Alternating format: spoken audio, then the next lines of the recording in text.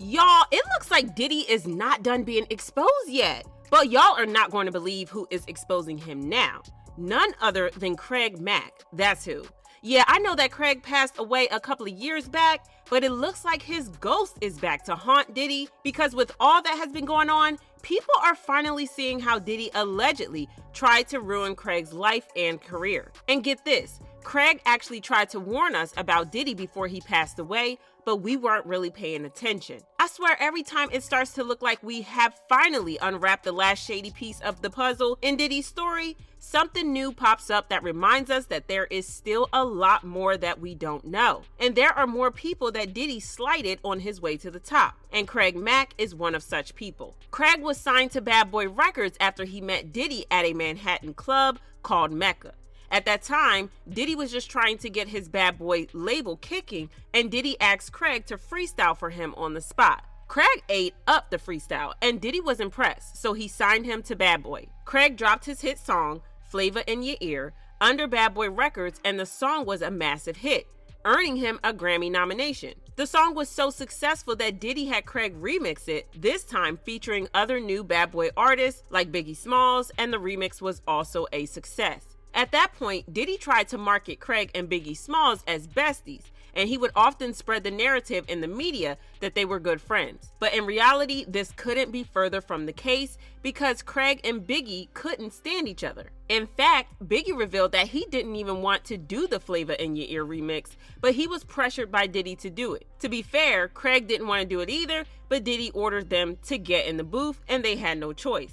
I noticed, like, on the remix, Flavor in Your Ear, y'all worked together. That was just something I had to do, you know what I'm saying? That's politics. Puff asked me to do it, I did it. Diddy even referred to them as his foundations, claiming that they both held Bad Boy Records down. Foundation, you know what I'm saying? It's my life right here. We all need each other to live and breathe, and that's the way we treat each other. Well, it turns out that the foundation was hella shaky because not long after that interview aired, Craig left Bad Boy Records, and even though he didn't go about slandering Diddy and the label, we all knew that there was something fishy going on between those two. At the time, we didn't know much about Diddy and his activities, but knowing what we know now about him, it shouldn't be all that surprising that he and Craig had a falling out. I mean, think about it. Most Bad Boy artists left the label with a sour taste in their mouths. He strung Tanya Blount on with fake promises of releasing her album, he refused to pay Mace his money, and he literally framed Shine to go to prison for something that Diddy allegedly did. And then, when Shine was in prison,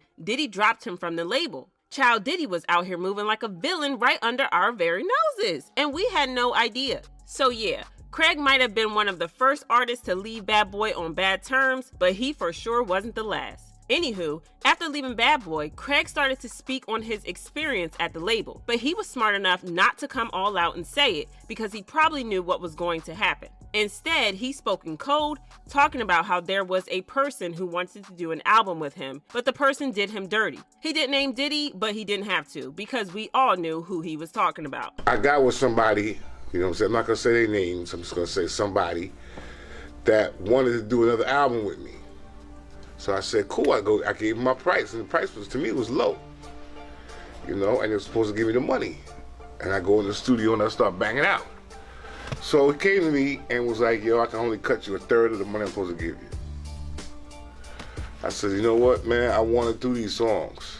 So according to Craig, the mystery person in question underpaid him, but he still took the job, only for the other party not to meet up with the conditions of payment. To make it worse, the other person started threatening to hurt Craig, and it got to a point where he was fully convinced that he was in danger. Lord, I don't want to do this, but if it comes to getting ugly where somebody's going to be trying to me, I'm going to have to do something first or do something to prevent that from happening. Again, he didn't call Diddy out or mention him by name, but come on, y'all, there's no way people didn't know who he was referring to. But even though Craig was trying to avoid as much drama as he could, not everybody felt the same way, because Diddy's former bodyguard, Gene Deal, was more than happy to step into the group chat and expose Diddy. Now, if there is someone who lives for exposing Diddy, it's Gene Deal, because that man has been putting his back into making sure that every single one of Diddy's shady secrets come to light. And you know what? I'm here for it because y'all know that I live for the drama. Anywho, Gene claimed that the real reason that Diddy and Craig had a falling out was that Craig wasn't about to be a pushover and let Diddy do whatever he liked to him. Gene claimed that things between Diddy and Craig got even worse when Craig changed his manager to someone he believed would be better for him. Well, Diddy didn't like this and asked him to fire the manager immediately, but Craig put his foot down on that and refused to budge. Yo, they had a good relationship until Craig Mack changed his manager. When Craig Mack changed his manager, Puff didn't like him for whatever reason he didn't. He told Craig, yo, if you don't fire your manager, nigga, you can't work for Bad Boy. So Craig was having problems and issues because he refused to fire his manager.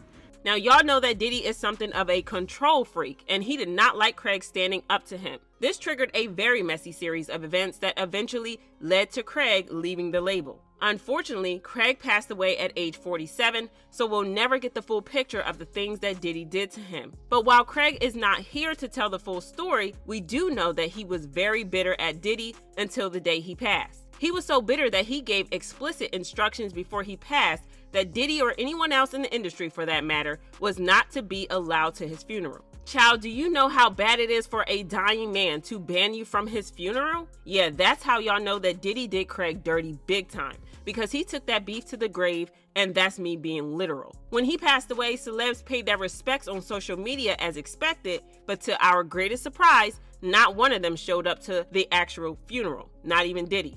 DJ Scratch was the only famous face at the funeral, and he later came online to claim that Diddy had no idea when the funeral was. He also claimed that Diddy had tried to help Craig's family pay for the funeral expenses, but he was turned down. He wrote, "When I left Craig's memorial service, I called Diddy to thank him for giving Craig the platform for the world to know Craig Mack's music. I told him I just left the service. He said, 'They buried Craig already? What service are we talking about?' He didn't know about the memorial service. Diddy offered to pay for Craig Mack's funeral, but the religious community Craig was in declined. None of his friends or colleagues were allowed to attend his funeral." However, Gene Deal came out to elaborate more on this, claiming that Craig's issue was with Diddy and people who had ties to Diddy. Craig Mack told his people, told the religious people, that don't let them pay for of mine.